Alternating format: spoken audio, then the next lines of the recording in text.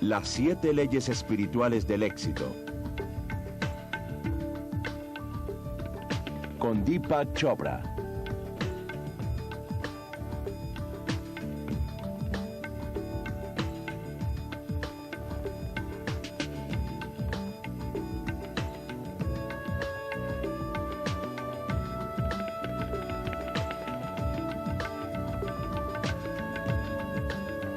Somos lo que son nuestros deseos más profundos, así como son nuestros deseos, así es nuestra voluntad.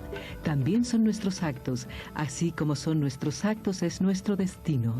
El Dr. Deepak Chopra es un líder reconocido en el campo de la curación de la mente y del cuerpo. Fue jefe de personal en el Memorial Hospital de Nueva Inglaterra y ahora es director ejecutivo del Instituto de la Mente y del Cuerpo en San Diego, California. Autor de más de 12 libros, entre ellos Cuerpo sin Edad, Mente sin Tiempo, La Curación Cuántica y El Regreso de Merlín. Este programa se basa en el libro Las 7 leyes espirituales del éxito. Y ahora el Dr. Deepak Chopra. Gracias, es un gran privilegio y un gran honor dirigirme a ustedes el día de hoy. El tema de hoy será las 7 leyes espirituales del éxito. Y podrían preguntarse por qué éxito. Yo creo que es obvio que el éxito es un deseo universal. No conozco a nadie que no desee tener éxito. No tienen una noción muy clara y ni siquiera pueden definir lo que es el éxito. Luego yo creo que deberíamos ante todo tener mucha claridad de lo que es el éxito. Yo creo que el éxito tiene muchos componentes. El éxito puede definirse como el reconocimiento progresivo de las metas terrenas. Los psicólogos y los científicos han dicho que la mente humana, el sistema nervioso humano, es un organismo que busca metas. El éxito también es la realización de nuestros deseos, porque tenemos un número de deseos, distintos tipos de deseos. Deseos materiales de riqueza. Tenemos deseos físicos, entre ellos buena salud, vitalidad, claridad de pensamiento, una sensación de energía, de amor. También incluyen la estabilidad psicológica, la tranquilidad y la libertad. Tenemos deseos espirituales, lo cual significa que reconocemos que en algún nivel de nuestro ser hay otra dimensión, que esta no es la única realidad. Esto que vemos, oímos, sentimos, gustamos y olemos, no es lo único. Hay un yo más elevado, y eso lo sabemos por intuición, y tenemos un ansia en nuestro interior de querer tocar esa dimensión más elevada de nosotros. Entonces el éxito incluye la realización de todos estos deseos. Y por último, creer también que el éxito es la expansión progresiva del estado de felicidad. Porque uno puede ser un científico maravilloso, ser el hombre más rico del mundo, y aún así ser una persona totalmente desgraciada. Y según nuestra definición de éxito, allí no habría éxito. Habiendo definido el éxito de esta manera, creo que queda obvio que si salimos a la calle y preguntamos a la gente si tiene éxito, de acuerdo con esta definición, descubrimos que son muy pocas las personas que tienen éxito. ¿Por qué sucede esto así?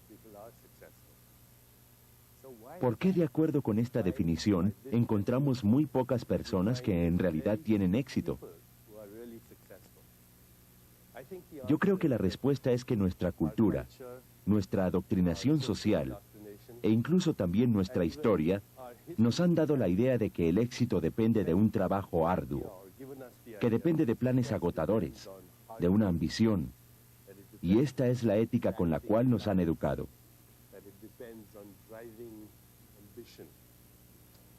Y aunque el trabajo arduo, los planes muy exactos, la ambición y el conocer muchas personas con esas características puedan ayudarnos a adquirir algo de éxito material, hay que pagar un precio muy grande. Y el precio es la hipertensión, la enfermedad cardiovascular, los ataques cardíacos, los accidentes heredovasculares, los divorcios y las adicciones. Por eso es que vemos que en el camino del éxito muchas personas sucumben debido a la mala salud, al cáncer o a la muerte, y lo hacen antes de culminar su meta. Luego creo que necesitamos un toque de éxito, y de esto es de lo que vamos a hablar. Es nuevo en cierto sentido, pero sin embargo es muy antiguo. Primero debemos aprender que el éxito es un viaje y no un destino, y que el éxito llega a través de una comprensión adecuada de quienes somos realmente. Comprender la realidad de una manera verdadera. No somos solo una máquina que ha aprendido a fabricar pensamientos. No somos solo cuerpos humanos con experiencias espirituales ocasionales. Un verdadero conocimiento y comprensión de nosotros mismos incluye comprender la existencia humana como un continuo proceso de mente, cuerpo, alma, espíritu y ambiente. Estarán familiarizados con este diagrama. Yo hablé sobre este diagrama en la última conferencia que di. Pero para recapitular muy rápidamente lo que dijimos antes, somos un cuerpo hecho de materia y energía. Somos un ego, intelecto y mente, lo que llamamos el cuerpo sutil, y somos un alma y un espíritu. Nuestro verdadero yo está compuesto por todos estos extractos diferentes de la existencia. Y una vez que comprendemos la mecánica a través de la cual la conciencia pura o el espíritu se transforma en alma, en esta alma y en el ego, en el intelecto de la mente y finalmente en el cuerpo a través del cual experimentamos el mundo, una vez que tenemos ese conocimiento, una vez que lo comprendemos, allí comprendemos la ley espiritual. Porque la ley espiritual no es otra cosa que aquella ley que permite el desenvolvimiento secuencial de lo no manifiesto para llegar al mundo de lo manifiesto. Es el flujo espontáneo de inteligencia, el flujo espontáneo de energía e información, el cual existe en todo lo que vive. Trátese de una hoja de pasto, de un cuerpo humano, de una flor o de un insecto. Vemos siempre este flujo de la inteligencia, esta fuerza que imprime vida y que al desenvolverse dentro de sí misma, comienza a crearlo todo, lo que existe en el mundo de la forma y los fenómenos. Y esto nos trae entonces a la primera ley del éxito, que es la ley de la potencialidad pura, la cual dice que en mi estado esencial soy espíritu, que el espíritu puede ser abstracto, misterioso, mágico, incomprensible, inefable, indefinible, pero es real. Y es mi punto interno de referencia. La gente ha utilizado otros términos para definir este terreno último de la creación, al cual yo denomino el espíritu, el orden implícito de lo cual surge todo. El orden implícito a partir del cual se desenvuelve todo. Y el orden explícito es el mundo de la forma y de los fenómenos. Los científicos lo llaman el campo unificado. Nuestra experiencia es subjetiva de ese campo. Es cuando lo conoce más, lo experimentamos, sentimos dicha pura, conocimiento puro, silencio perfecto, conocimiento perfecto, equilibrio perfecto. Nos sentimos invencibles. Hay simplicidad en él. Cuando se vuelve nuestro punto interno de referencia, cuando llevamos la conciencia de él a donde quiera que vamos, entonces ya no tenemos referencia hacia los objetos. Es decir, que el ego ya no es nuestro punto interno de referencia. Ya no nos sentimos fácilmente influidos por otros. Ya no nos sentimos afectados por la crítica. Ya no tenemos tanto miedo a los desafíos porque sabemos que nuestra fuente es la fuente de todo lo que hay en la creación. Para ponernos en contacto con este campo de la potencialidad pura, tenemos que dedicarle tiempo. Es decir, tenemos que dedicarnos tiempo a nosotros mismos. Ustedes pasarían una vida entera con un extraño. Y sin embargo, hay mucha gente que pasa la vida entera con extraños y con un extraño. Y ese extraño es su propio yo interior. Cuando llegamos a ese yo interior, y voy a poner este diagrama para mostrarles que este yo interior es la fuente de todo. Es cuando ocurre la generación del proceso creativo en la quietud de la mente. Es la organización en el dinamismo de la quietud del espíritu que llamamos la mente. Y es el actuar y el hacer en el mundo de la forma y los fenómenos que se hacen a través del cuerpo. Entonces es cuando queremos conocernos y conocer la totalidad de todo. Tenemos que hacerlo como esa mente que lo crea todo y que crea todo lo que está en la existencia. Es la fuente de la creación, es la conciencia pura, nuestra naturaleza esencial. Si nos alineamos con ese poder, nos alineamos con el poder que todo lo crea en el universo. Y para poder hacerlo, tenemos que empezar a llegar allá. Y la forma de llegar allá, la forma de aplicar la ley de la potencialidad pura, es a través de la experiencia del silencio. Me gustaría entonces resumir hoy la primera ley, que es: yo soy espíritu puro. Y la forma de ponerme en contacto con ese espíritu puro es tomarme tiempo todos los días para estar en comunicación con la naturaleza y presenciar el silencio y la inteligencia que hay en todo. Me tomo tiempo todos los días para hacer silencio y meditación. Me tomo tiempo para no juzgar, porque al hacer juicios hago silencio en mi diálogo interno. Y al hacerlo, me pongo en contacto con el campo de la potencialidad pura. En este momento entonces me gustaría leerles un poema que encontré de Tagore que dice, que habla un poco de lo que nos sucede cuando experimentamos la naturaleza. Y a través de la naturaleza, el espíritu puro. Dice, el día en que floreció el loto, mi mente estaba en silencio y no la conocí. Mi cesta estaba vacía y no vi la flor. Solo que de vez en cuando sentía una tristeza. Y me desperté en mi sueño. Y sentí un rastro dulce de una fragancia extraña en el viento. Esa fragancia hizo que mi corazón sufriera de añoranza. Y me pareció que era el aliento del verano que buscaba complementarse. No supe en ese momento qué era. Eso es lo que sucede entonces cuando experimentamos la potencialidad pura. Me gustaría que todos entonces comprendiéramos que al dar nuestros pasos hacia el éxito, lo primero que tenemos que hacer es ponernos en contacto con la fuente de todo lo que ha sido creado. Darnos cuenta que muy en el fondo de nosotros está este campo, que es la fuente de todo. En este nivel de los no manifiestos, somos el observador, el proceso de observación y lo observado. Somos el alma, el espíritu y la mente, el cuerpo y el mundo. Es por eso que los videntes dicen, no estoy en el mundo. El mundo está en mí. No estoy en el cuerpo. El cuerpo está en mí. No estoy en la mente está en mí. La mente, el cuerpo y el mundo están juntos a medida que me desenvuelvo. Y son creados una y otra vez. Y al reconocer eso, puedo hacer cualquier cosa. Entonces resumo la ley de la potencialidad pura, reiterando cómo son los mecanismos para llegar a la práctica de la meditación en silencio. Eso en primer lugar.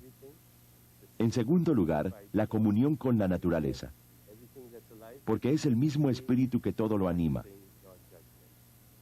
Es la misma fuerza unificada que está allí, en todo lo que vive. Y en tercer lugar, practicando el no juzgar. Desistir de tratar de definir y rotular todo como bien o mal, bueno o malo, correcto o incorrecto, porque es el esquema último. Lo bueno y lo malo son lo que hace que la vida sea una experiencia de contrastes con significado. Son los polos de los contrarios los que crean la vida, ya sea bueno o malo, luz u oscuridad, arriba, abajo, calor o frío, dolor o placer. La vida se mueve dentro de estos polos de contrarios. Y cuando aceptamos eso, nos volvemos menos críticos espontáneamente. Dejamos de juzgar. Ya no tenemos el deseo de juzgar a otros. Y cuando no tenemos ese deseo de juzgar a otros, eso crea un silencio en nuestra mente. Hay una oración hermosísima que vi en alguna parte que dice: hoy no juzgaré nada de lo que ocurra. Y al no juzgar nada de lo que ocurra, crearé el silencio en mi mente. Me comunicaré y entraré en comunión y tendré esa reunión con la mente cósmica que está dirigiendo la máquina del universo. La mente cósmica nos susurra en los espacios de silencio entre el pensamiento. La gente ha llamado esto intuición, revelación, conocimiento súbito o creatividad. Hay diferentes términos para decir lo mismo, que nos estamos poniendo en contacto con el computador cósmico que dirige la diversidad infinita de este universo. Una vez que reconocemos eso, una vez que tenemos el conocimiento experimental de eso, nos damos cuenta de que no hay nada en el universo que no sea accesible para nosotros. Lo que la mente humana puede concebir e imaginar lo puede crear, porque vamos a aquella fuente que todo lo crea.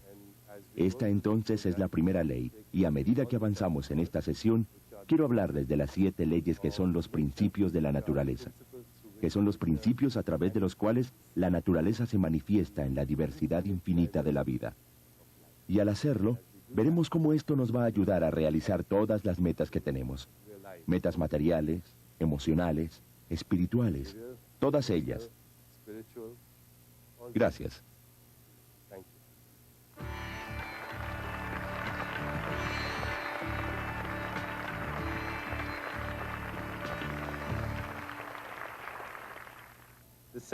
La segunda ley del éxito es la ley de dar.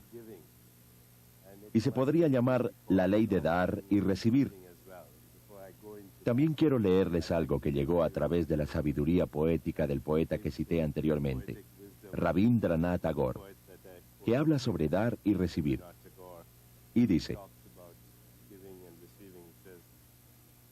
en este recipiente frágil que vacías una y otra vez y llenas con vida nueva, esta pequeña flauta de caña que has llevado a través de las montañas y a través de la cual has soplado melodías eternamente nuevas, tus dones infinitos llegan a mí únicamente en estas manos tan pequeñas mías. Pasan los tiempos y tú sigues vertiendo, y sigue habiendo espacio para llenar. Yo creo que expresa de manera muy hermosa que este universo en el cual existimos funciona a través del intercambio dinámico. Que dar y recibir son aspectos diferentes del flujo de energía en el universo. Y en nuestra voluntad de dar aquello que buscamos, mantenemos la abundancia del universo. Mantenemos ese flujo circulando en nuestra vida. Jesucristo mismo decía: dad y se os dará. Si frenamos el flujo del dar o del recibir, interferimos con la inteligencia de la naturaleza.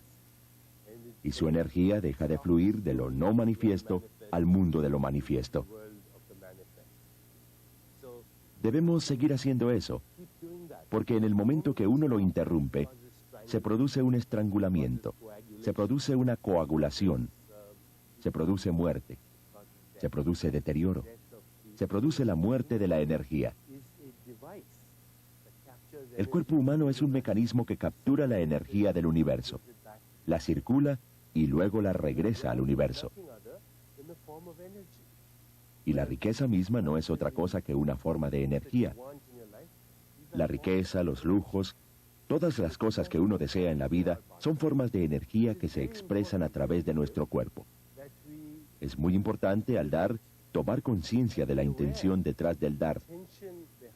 Porque si damos con una actitud alegre, con una actitud de dicha, el dar en sí mismo se convierte en la meta. El dar se convierte en el viaje, en la meta, en la felicidad, en la exuberancia misma.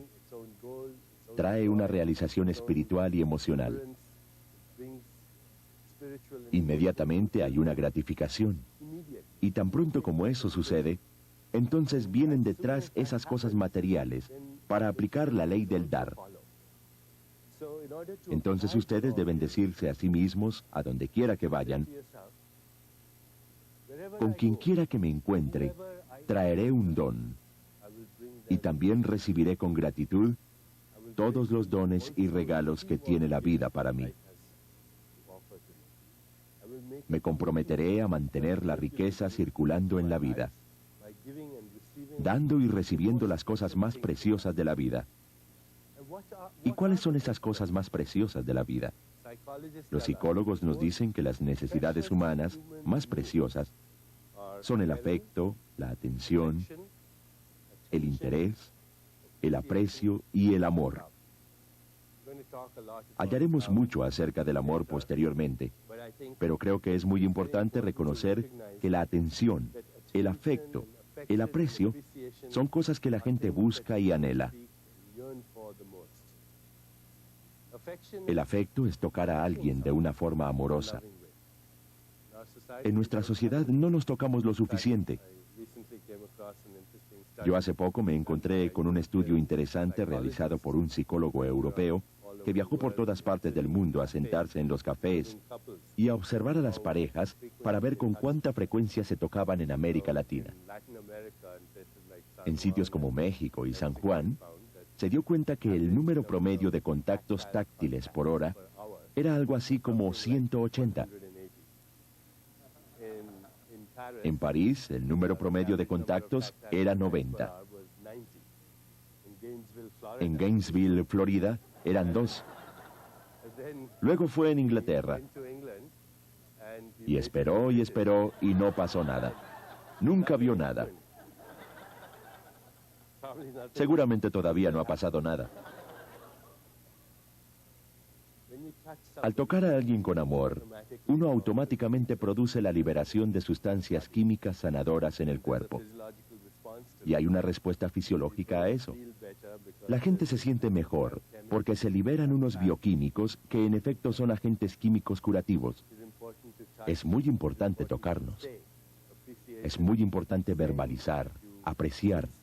Es decir, que uno aprecia sinceramente algo de otra persona. Y la atención es escuchar, escuchar con todo su ser. Muchas veces estamos planeando nuestras respuestas al oír lo que nos están preguntando. Incluso antes de que la persona termine, nos estamos escuchando con la totalidad de nuestro ser. De manera que estas son las necesidades humanas más importantes. Cuando practicamos el dar en esta forma, iniciamos todo el proceso de circulación en nuestra vida. La siguiente ley es la ley del karma. La gente tiene muchas ideas equivocadas sobre el karma, especialmente en Occidente. Karma es una palabra sánscrita que sencillamente significa acción y escoger. Nosotros estamos escogiendo siempre nuestro estado esencial. Siempre estamos tomando opciones. Estamos haciendo opciones. Algunas de esas opciones las hacemos en forma consciente, pero aún así estamos haciendo opciones en forma infinita. En este momento hay un número infinito de opciones que yo puedo tomar. Entonces, la ley del karma dice que aunque en cada momento de nuestra vida tenemos una infinidad de opciones a nuestra disposición, hay solo una opción entre todas ellas que es probable, la mejor desde el punto de vista evolutivo, y para nosotros es la mejor desde nuestro punto de vista, de nuestra realización, la más importante y la correcta. Esa opción, esa decisión, es correcta desde el punto de vista kármico. Es evolutiva para todos. Significa que esa opción me traerá dicha, y que esa opción les traerá dicha a todos los demás que han de ser afectados por esa selección. Esa opción, esa selección que me trae dicha y realización, y simultáneamente le trae dicha y realización a todos aquellos que son afectados por ella. Es la selección más apropiada desde el punto de vista kármico. Entonces la ley del karma dice que toda acción genera una fuerza de energía que regresa a todos nosotros en la misma forma. Esta es la expresión: cosechamos lo que sembramos. Y cuando actuamos trayendo dicha a los demás, el fruto de nuestro karma es éxito y felicidad para nosotros. El fruto del karma es éxito y felicidad para nosotros si ustedes desean ayudar y ser ayudados. Es lo mismo. Si desean aprecio, como lo decíamos antes, pues hay que dar aprecio a los demás. Si desean felicidad, aprendan a dar felicidad a los demás. Si desean placer, aprendan a dar placer a los demás. Si desean dinero, ayuden a alguien más a hacer dinero. Eso es lo que significa hacer o tomar una decisión que sea correcta desde el punto de vista kármico. ¿Cómo se hace eso? La naturaleza nos ha dado un sistema asombroso de inteligencia. Yo creo que por estos días ustedes habrán oído hablar del término inteligencia emocional, o tal vez estén familiarizados con la noción de la intuición, la cual también les permite tomar decisiones que son correctas desde el punto de vista kármico. La naturaleza nos ha dotado de un sistema de computación asombroso en nuestro cuerpo, que es la sensación. Es el nivel más fino de sensación. Y allí hay un sistema de computación que va mucho más allá de lo que existe dentro de los límites de la racionalidad. Porque este sistema de computación es el enlace con los espacios entre los pensamientos. Es el enlace con el computador cósmico, que es un campo de correlación infinita, de posibilidad infinita. ¿Qué significa correlación infinita? Significa que existe la capacidad en este sistema de tomar una infinidad de cosas y simultáneamente crear unos sucesos para poder cumplir con el deseo simultáneamente. El cuerpo tiene esa inteligencia. El cuerpo humano puede pensar, puede tocar instrumentos musicales, puede matar bacterias, eliminar toxinas, fabricar un bebé. Todo eso al mismo tiempo. Y mientras lo hace, está monitoreando el movimiento de las estrellas e incorpora ese ritmo cósmico dentro de su mismo ritmo biológico. No hay ninguna inteligencia dentro del pensamiento racional que pueda hacer eso, porque el pensamiento racional es lineal, mientras que esto es contextual, relacional, intuitivo, sabio. Y es una inteligencia que toma todo en cuenta. Por eso les decía que es contextual, que toma todo en cuenta. No tiene una orientación en donde haya que perder y en donde haya que ganar. No cree en la causa y el efecto lineal, porque involucra todas y cada una de las células de nuestro cuerpo. Tiene eso, tiene esa capacidad de computación. ¿Y cómo tenemos acceso a ellos? Solamente escuchando los mensajes de nuestro cuerpo. Solamente hay tipos de mensaje que llegan por el nivel más fino de sensaciones. Uno es el de comodidad y el otro es un mensaje de incomodidad. Uno es un mensaje de placer y el otro es un mensaje de disgusto, para decirlo de una manera simple. Cuando dicen que alguien es muy intuitivo, es porque esa persona escucha los mensajes de su cuerpo. Es un alto sentido de percepción. Ellos pueden sintonizarse con ese alto nivel de sensación. Así que si quieren aplicar la ley del karma, lo primero que tienen que hacer es culturizar la inteligencia corporal. Realmente ser un buen animal. Culturizar la inteligencia corporal, escuchar lo que su cuerpo le dice. Cuando se enfrente a una opción, pregúntele a su cuerpo, ¿debo hacer esto? Y si su cuerpo le envía un mensaje de aceptación, entonces está correcto kármicamente. Usted puede pensar que el corazón es demasiado suave y sentimental, y usted será guiado de manera errónea. Especialmente si está tratando de llegar a un acuerdo con alguien o tratando de negociar algo.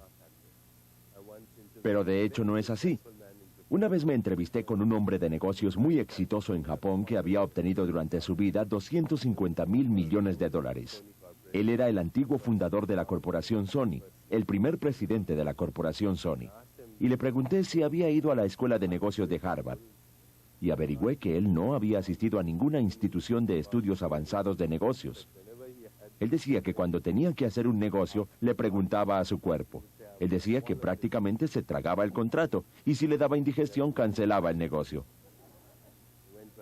Y cuando se sentía bien, proseguía y lo completaba. Así que aquí, en su cuerpo, particularmente en esta área conocida como el corazón, considerando que el corazón no es tan solo una bomba, es un órgano inteligente y sabio, está este sistema de cómputo. Pregúntele y lleve esa decisión del nivel subconsciente a la mente subconsciente observándolo. Observe su decisión. Cada vez que tome una decisión, solo obsérvela. No tiene que analizarla, no tiene que nombrarla, no tiene que definirla. No tiene que describirlo, solo tiene que observarlo. Al observarlo, usted lo lleva al reino del subconsciente, al reino de la mente consciente. El segundo paso consiste en que a medida que lo observa también, solo observando la decisión, se pueden ver las consecuencias que ésta traerá. Y pregúntese, ¿me traerá esta decisión felicidad y logro para mí? ¿Y a todos aquellos que son afectados por ella? Y después pregúntele a su cuerpo, y si dice que sí, entonces es la decisión correcta. Y si dice que no, entonces no es la decisión correcta. Y saben, he conocido muchas personas que se resistían en principio, porque pensaban, bien, le preguntaré a mi corazón todas las cosas y nunca haré una buena decisión de negocios. Pero no es cierto, porque el corazón no es sentimental. Eso es un concepto errado. El corazón es sabio. Hay una gran diferencia entre sentimentalismo, sabiduría y sobriedad. Carlos Castañeda una vez dijo, no necesitamos sentimentalismos para ir por el camino de la espiritualidad. De hecho dijo, cuídense de los que pregonan su despertar, porque no han despertado nada. Lo que necesitamos es sobriedad. Y cuando tenemos sobriedad, observamos las consecuencias y le preguntamos a nuestro cuerpo por consejo. Así que si quiere actuar de inmediato, tome inmediatamente la decisión. Pediré consejo a mi corazón y me guiaré por ese mensaje de comodidad o incomodidad. Y a medida que lo hago, aplico la ley del karma para crear todas las cosas que deseo en mi vida. La ley del karma, porque el karma es literalmente el software del alma. Volvemos a este diagrama del cuerpo físico, el cuerpo sutil, y es océano causal. El cuerpo causal es la parte donde residen el alma y el espíritu, y el karma es el software del alma. Cada acto que realizamos crea un recuerdo, y cada recuerdo crea un deseo. Y cada deseo es la causa de una nueva acción. Entonces el recuerdo, el karma y el deseo son un software. Y si pensamos un poco en esto, reconocemos que todos son la misma cosa, porque sin recuerdo no hay deseo. Sin deseo no hay acción. No hay karma. Y sin karma no hay recuerdo. De manera que todos son la misma cosa. Y cada pensamiento que tenemos, cada uno de los pensamientos que tenemos, son generados a nivel kármico. Por eso es que estoy totalmente en contra de la noción de que hay que tratar de tener pensamientos positivos. Es como decirle a una persona, no piense en elefantes rosados, y eso es lo único en lo que pensará la persona. Uno no puede hacer un esfuerzo por tener una actitud positiva. La actitud cambiaría, y los pensamientos cambiarían espontáneamente. Si las decisiones son apropiadas desde el punto de vista kármico, porque son aquellas decisiones kármicas las que generan los pensamientos, entonces cada pensamiento que tenemos es bien un recuerdo o un deseo. Recuerden eso, no hay ningún otro tipo de pensamiento. Cada uno de los pensamientos que tenemos es bien un recuerdo o un deseo. Y esa es otra forma de decidir que son también una interpretación o una decisión. Y en nuestro estado esencial, en ese campo de potencialidad pura, somos personas que seleccionan hasta lo infinito. Somos interpretadores infinitos en cada momento de nuestra vida. Podemos ponernos en contacto con el software de nuestra alma a través de esta selección consciente. Desde ese nivel que deseamos, estas leyes, la ley del dar y la ley del karma, en cierto sentido están relacionadas, porque dar es karma, es crear. La potencialidad para unos sucesos en el espacio es el futuro. En este punto, vamos a hacer una pausa por unos minutos. Piensen en esto un poco, y luego seguiremos con las otras leyes del éxito.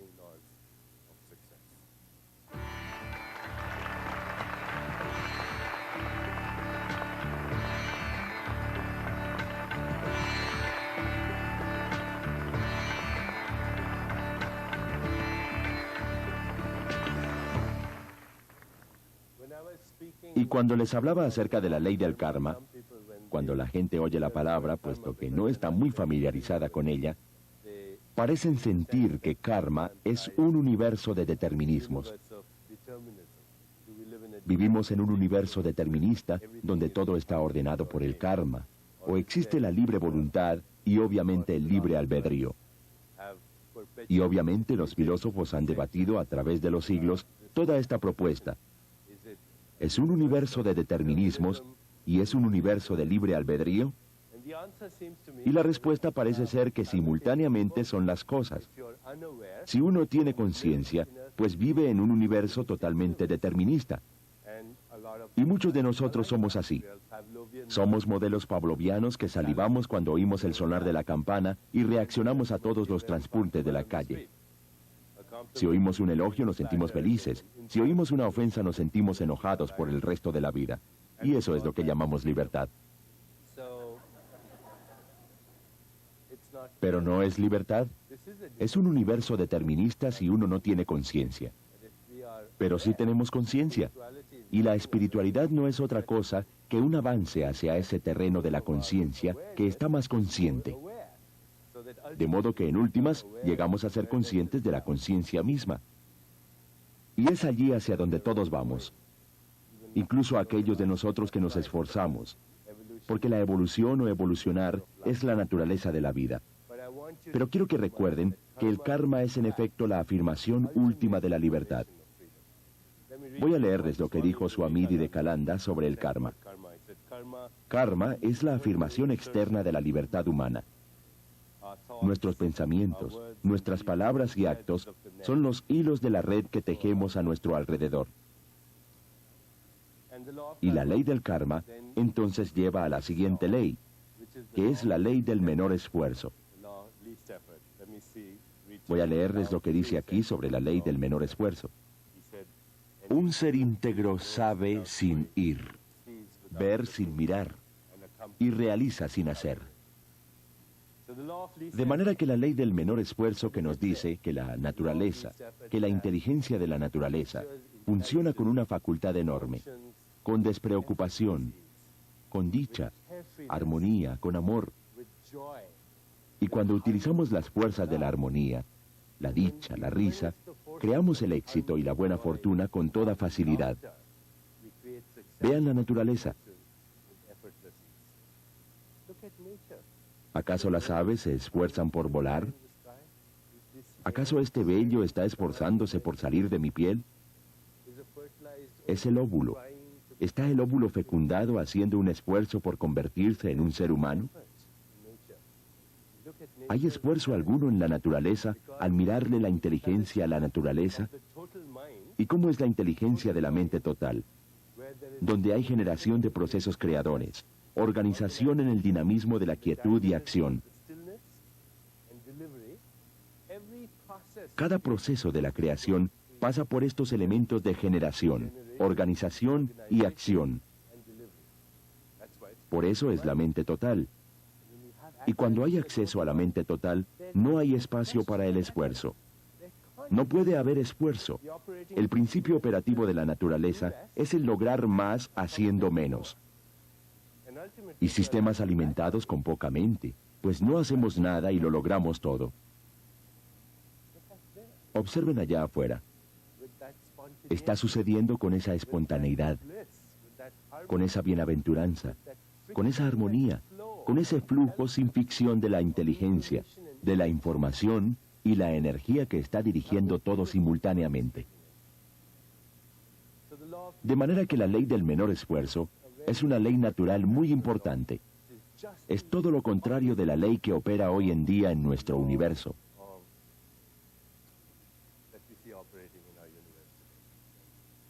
Tal ley de trabajar duro, de la ambición, de hacer unos planes minuciosos, de estar atrapados en la certeza de lo conocido. Lo conocido es una prisión. Es lo desconocido en donde encontramos el campo al cual debemos cantar. Entonces, una vez más, ¿cómo ponemos en práctica esta ley? ¿Cómo ponemos a funcionar la ley del menor esfuerzo? Hay 3 principios fundamentales que debemos practicar a fin de poner a funcionar la ley del menor esfuerzo. El primero es el de practicar el principio de la aceptación. Aceptar significa que yo puedo crear el futuro. Puedo revisar el pasado. Pero este momento es el que debo aceptar tal y como es. Es como es. Porque todo el universo ha conspirado para crear este momento. Y por lo tanto, este momento es precioso. Y así tengo mi atención puesta en este momento. Estoy literalmente en presencia de esa mente total que está dirigiendo la infinidad del universo. También significa que si las cosas no salen como yo quiero en este momento, sencillamente suelto, dejo ir mis ideas de lo que deberían ser las cosas, porque el universo está pensando otra cosa. Yo renuncio, me entrego a ese momento, y en esa forma, al aceptar las situaciones, la gente, las circunstancias tal y como son, y no como yo quisiera que fueran. Pero claro que puedo crear el futuro de todas maneras. El segundo principio es el de la responsabilidad sin culpa. La responsabilidad sin tener vergüenza. La palabra responsabilidad de hecho significa la capacidad para responder. Y mientras más creadoras las respuestas a cada desafío de la vida, más responsable es uno.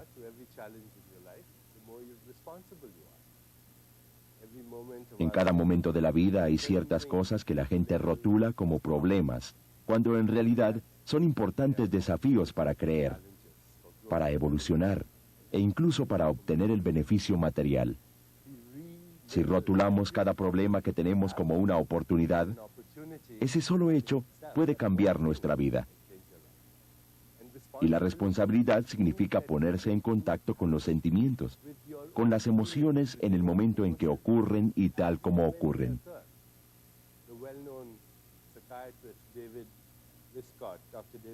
El psiquiatra David Gistock tiene un paradigma excelente con el cual explica todo esto. Él dice, la vida se mueve dentro del placer y el dolor. Y cuando no confrontamos el dolor en el momento de enfrentarlo o de sufrirlo, no lo entendemos, no lo liberamos, no lo aceptamos. Entonces lo encerramos en nuestro cuerpo. Y ese dolor recordado se manifiesta más adelante en forma de ira, de hostilidad. Ese dolor recordado puede ser previsto en el futuro en forma de ansiedad, de terror. Y ese mismo dolor, cuando se dirige nuevamente hacia nosotros, se experimenta en forma de culpa. Y todo el agotamiento de energía que ocurre en todas estas cosas se traduce en depresión. La ira, la hostilidad, el temor y prever la desgracia, la culpa, la depresión, son los problemas que surgen cuando no nos ponemos en contacto con nosotros mismos. Y al ponernos en contacto con nosotros mismos y presenciamos conscientemente el dolor que estamos sufriendo, nos estamos comportando de manera responsable. La responsabilidad es la capacidad para entregarse al dolor. Al igual que el placer, la vida se mueve entre estas orillas todo el tiempo, y ese no es el problema. El problema es quedarnos atascados en alguna de las orillas. La responsabilidad, por lo tanto, también es la afirmación de nuestra propia libertad.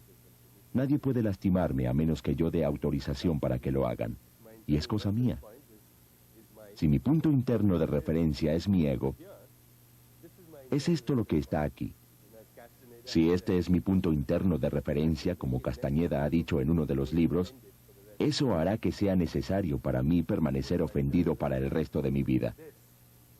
Pero si mi punto interno de referencia es este, entonces nadie tiene permiso para lastimarme de ninguna forma. El tercer componente de la ley del menor esfuerzo es la práctica de renunciar a la necesidad de defender el punto de vista. No significa que yo tenga un punto de vista. De hecho, yo soy un punto de vista.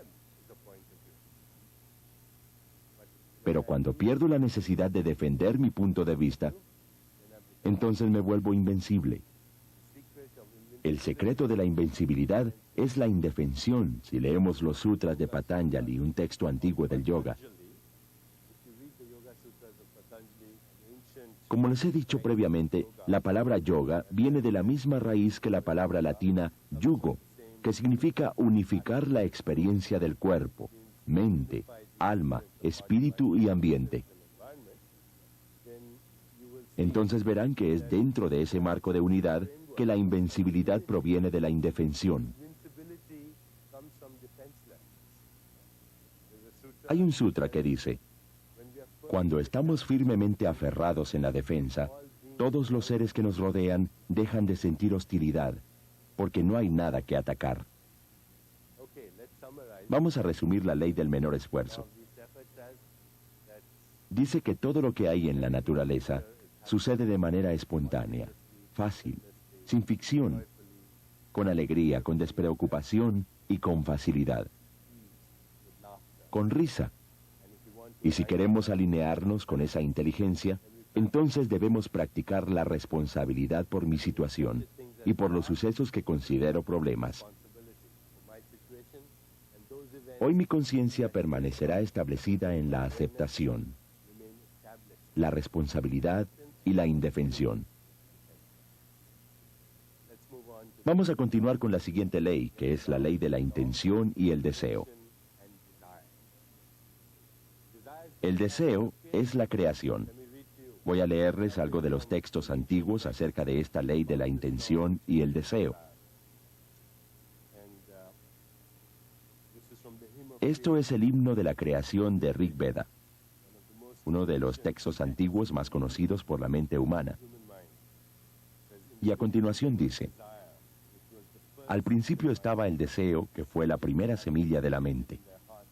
Los sabios, al meditar en su corazón, descubrieron por la sabiduría la conexión entre lo existente y lo no existente. De manera que el deseo es la conexión entre lo que existe y lo que no existe. Y sin embargo hemos recibido influencia de muchas personas en nuestra vida que nos han dicho: ¿es el deseo malo? ¿Bueno es malo? Para nada, es la mecánica de la creación. El deseo es potencialidad pura que está buscando manifestación. Si no hubiera deseo, este sería un universo únicamente de posibilidad eterna, pero sin ninguna manifestación. Y yo les decía antes que el deseo, el karma y el recuerdo son la misma cosa.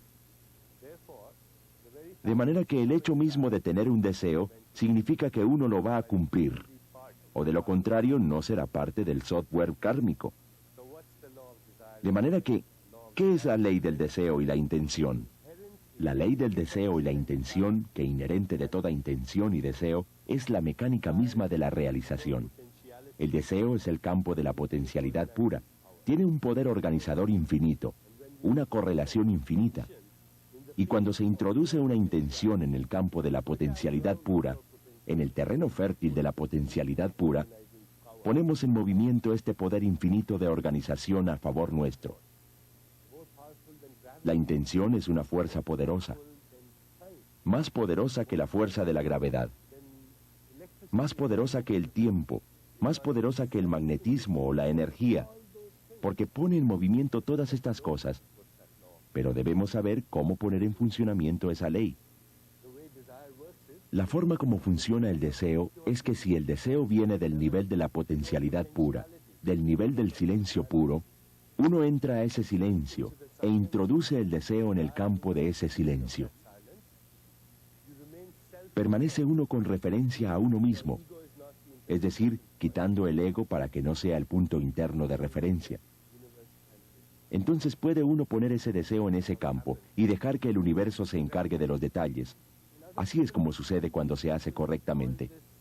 Y la gente ha estudiado esto y lo han denominado deficiencia psicológica. El otro día leía un libro, probablemente habrán oído hablar de esto. La filosofía perenne del Aldous Huxley habla acerca de la inteligencia fisiológica y dice algo,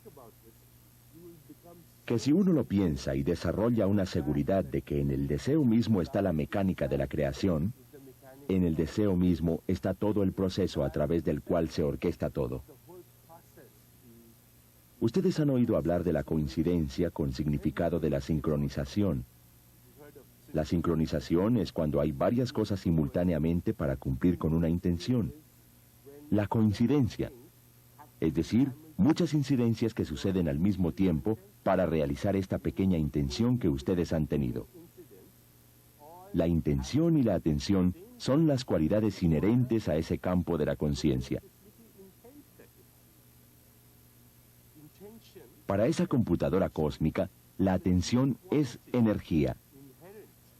La intención es información de lo que está hecho el mundo. Pues la energía es información para realmente tomar conciencia de las cualidades de la conciencia. La atención y la intención. Podemos sentar las bases para hacer cualidades todos estos deseos. Aplicamos esta ley haciendo una lista de todos los deseos. Luego tomamos esa lista y se la entregamos al vientre de la creación, recordándonos practicar la conciencia del momento presente. Este momento tal y como debería ser. Yo voy a citarles a Aldous Huxley. Les quiero leer por qué Aldous da un ejemplo muy claro de la inteligencia fisiológica, que dice que está presente y que tiene un poder organizador infinito.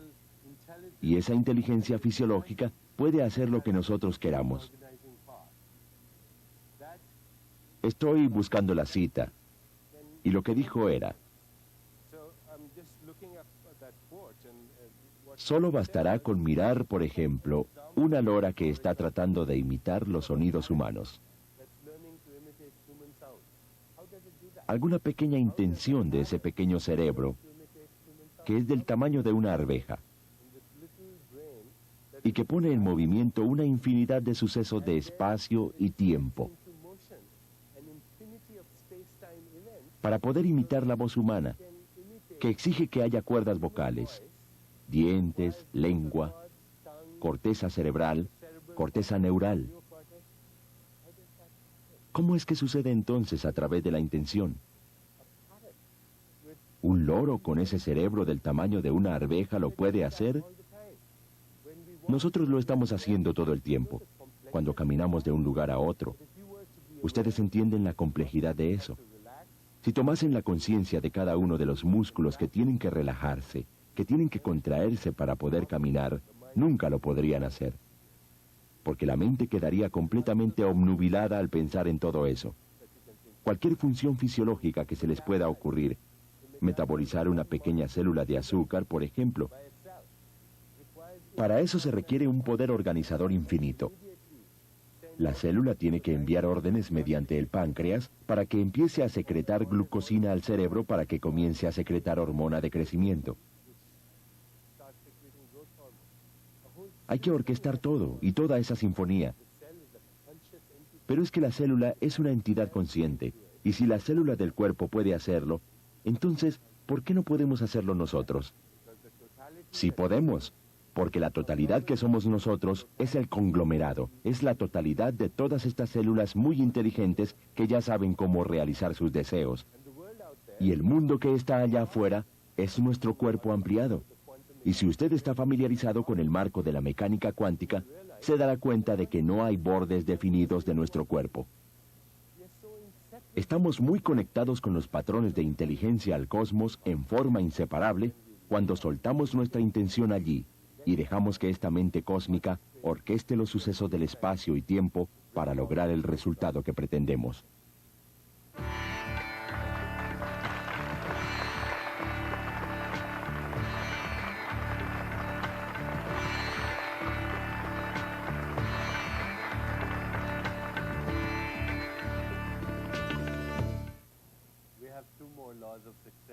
Quedan otras 2 leyes del éxito. Y así habremos cubierto las 7 leyes espirituales del éxito. Una vez que empecemos a cultivar estas leyes del éxito en nuestra conciencia. Y yo sugeriría que todos los días ustedes pongan su atención solamente en una ley. Digamos que el domingo será la ley de la potencialidad pura. El lunes la ley. El martes la ley del karma. El miércoles la ley del menor esfuerzo. Y luego la intención y el deseo. Etcétera. Si lo hacen así, encontrarán que pronto esa será su forma de actuar, de pensar, de comportarse, y espontáneamente comenzarán a encontrar el éxito en todos los aspectos de su vida. No solamente en la parte material, sino como les decía, en la parte espiritual, psicológica, emocional. Y será muy fácil, será algo que no les costará trabajo. Hablemos entonces de las otras leyes. La 6ª ley es la ley del desapego. Y me gustaría leerles nuevamente un texto antiguo, el Mundaka Upanishad, con respecto a la ley del desapego. El Upanishad de tradición védica dice: como 2 aves doradas sentadas en el mismo árbol, siendo amigas íntimas, el ego y el yo viven en el mismo cuerpo. El primero consume los frutos amargos y dulces del árbol de la vida, mientras el otro observa desapegado. ¿Qué significa eso?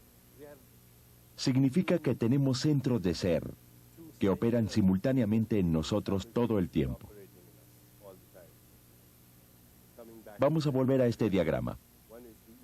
Uno de ellos es el ego, que es nuestro estado de referencia a los objetos en donde nos veremos a nosotros mismos. A través de los ojos de los demás, el ego vive atemorizado porque todas sus actuaciones prevén siempre una respuesta. Y siempre se estará preguntando si está bien, si está mal.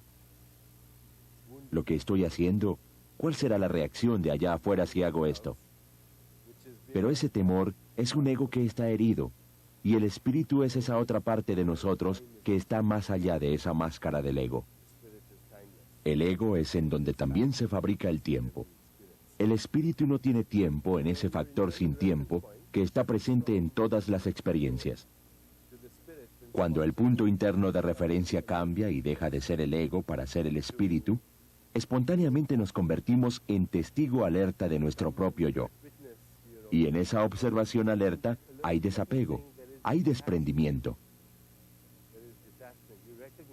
Uno reconoce que uno no es los personajes que representa, los papeles que representa, que en efecto puede ser nuestro destino desempeñar una infinidad de papeles, pero que no somos los papeles que desempeñamos. Ahora estoy representando el personaje de esta persona que escribe libros y da conferencias, pero ese soy yo, porque tan pronto termine, me iré para mi casa y llamaré a mi hijo a Nueva York y desempeñaré el papel de padre. Y tal vez mañana desempeñe el papel de hijo cuando llame a mi padre. Llamaré a mi señora y estaré representando el papel de esposo. Si llamo a un paciente, estaré representando mi papel de médico. Son todos personajes que representamos cuando tomamos conciencia o estamos alerta al hecho de que desempeñamos papeles en esa forma tan alerta de observar que se produce un desapego espontáneo que permite crear éxito.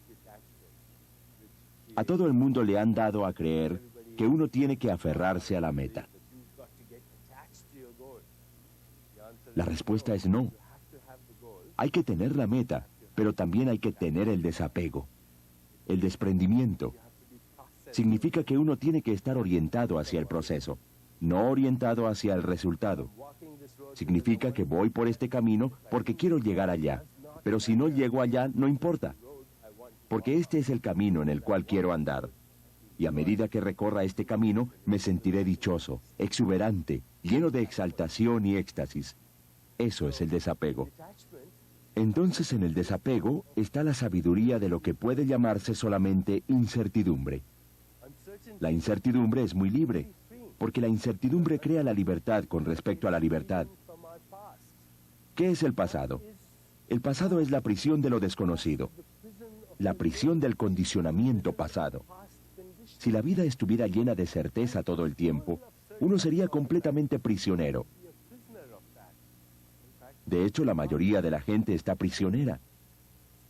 Pero eso es aburrido, es mundano, es trivial. Al tener el deseo de entrar al terreno de lo desconocido, entramos al campo de todas las posibilidades.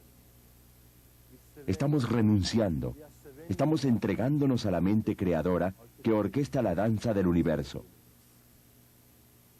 De esa forma nos apartamos del temor y de la inseguridad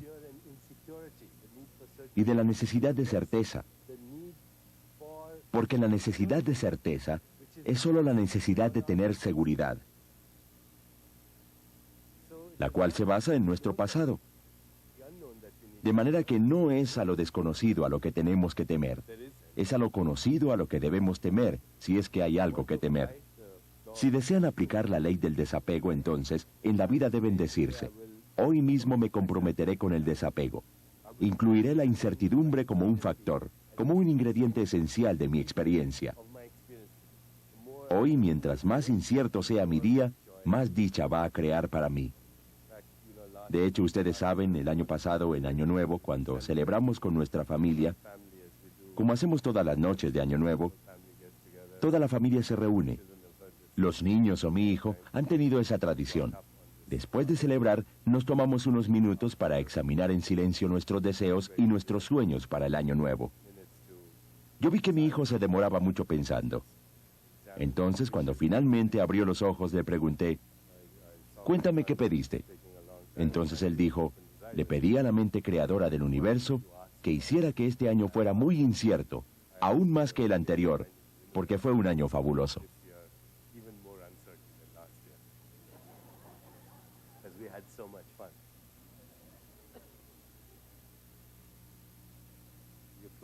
Se aplica la ley del desapego, incluyendo el factor de la incertidumbre. Es decir, hay que estar involucrado apasionadamente, pero al mismo tiempo con desprendimiento. Es decir, es un involucrarse con desapego.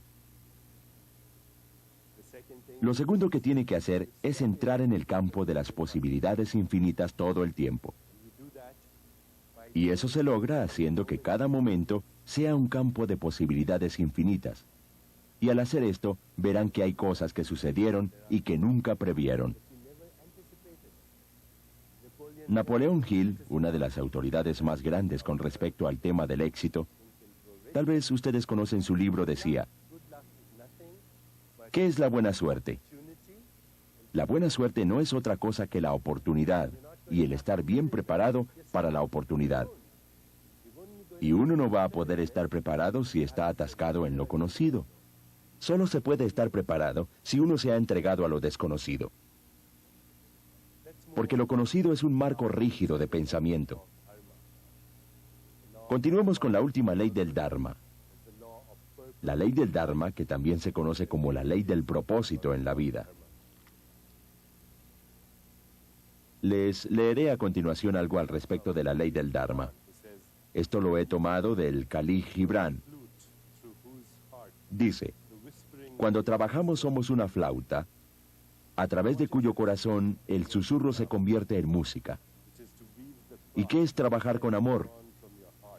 Es tejer la tela con hilos sacados del corazón, como si el ser amado fuese a usar esa tela. La ley del Dharma, que es la ley del propósito en la vida, tiene 3 componentes. El primero es que cada persona, cada ser humano que está vivo, tiene un don único, un talento especial que dar a los demás. Cuando mezclamos este talento único con el servicio a los demás, experimentamos la exaltación y el éxtasis de nuestro espíritu, que es la meta final, la meta de todas las metas. Entonces, la ley del Dharma dice que cada persona puede hacer algo de una cierta manera que es mejor que lo que puede hacerlo cualquier otra persona. Es una cosa que ustedes pueden hacer. Y ustedes tienen una forma muy especial de hacerlo, que es mejor que como la puede hacer cualquier otra persona. Y todo el mundo tiene eso, porque este universo con su perfección no tiene respuestas. Está completo. No tiene pieza suelta. Es perfecto en su totalidad. Y al aplicar ese talento único, en esa forma única, viene con ese síntoma, y es que se pierde la noción del tiempo. Uno se escapa de esa conciencia limitada por el tiempo y se adentra en el terreno de la conciencia sin tiempo. Experimentamos la mente sin tiempo, la mente que genera, orquesta y actúa. La mente que maneja esa maquinaria del universo sin tiempo, eterna, sin comienzo, sin final. Es solo aquello que tiene principio, que puede tener fin. De manera que cuando ustedes expresan su talento único, cuando están en la ley del Dharma, experimentan el éxtasis, la dicha, la felicidad, la bienaventuranza.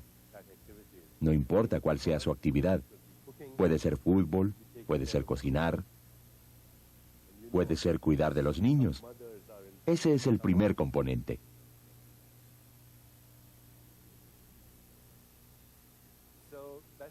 El segundo componente de la ley del Dharma dice que estamos aquí para ayudarnos. Si cambiamos ese diálogo interno y dejamos de preguntarnos qué puedo yo ganar y empezamos a dar espontáneamente, comenzamos a recibir lo que deseamos. Porque el diálogo interno del ego siempre está pensando, ¿qué tengo yo? ¿Qué hay allí para mí? ¿Qué puedo ganar? El diálogo interno del espíritu siempre está diciendo, ¿cómo puedo ayudar?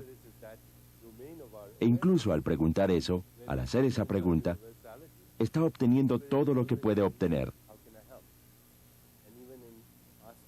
Ese es el segundo componente del Dharma. Y el tercer componente de esta ley es experimentar nuestro yo superior. Es reconocer, como el padre Teilhard de Chardin dijo una vez, que no somos seres humanos que tienen experiencias espirituales ocasionales, sino que somos seres espirituales que tenemos experiencias espirituales ocasionales. Cuando estos componentes de la ley del Dharma se ponen en marcha, entonces todo es posible. Si desea aplicar la ley del Dharma, entonces dígase, hoy me comprometo con nutrir de manera amorosa a ese Dios, a esa diosa que está dentro de mi alma.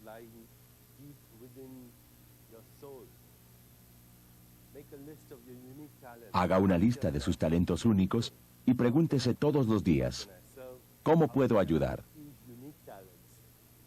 ¿Cómo puedo servir?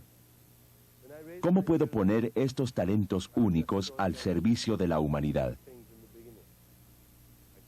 Mientras mis hijos crecían, yo les iba diciendo estas cosas desde el principio. No piensen en ser ricos. No quiero que ustedes piensen sacar las mejores notas en el colegio o en ir a las mejores universidades. Solo quiero que me digan qué es lo que realmente les encanta hacer. Disfrutan haciendo y cómo pueden poner eso al servicio de la humanidad. Y terminaron yendo a los mejores colegios, sacando las mejores notas, pero no tenían eso como una obsesión, porque cuando uno está sintonizado con el Dharma, entonces todo viene espontáneamente y sin esfuerzo. La ley del Dharma dice literalmente que somos dioses en embrión. Y esto puede sonar como una blasfemia, pero ¿cómo podríamos no estar conectados con esa fuente que todo lo crea? Si es que es la fuente de nuestro propio ser, no hay otra cosa más aparte de Dios.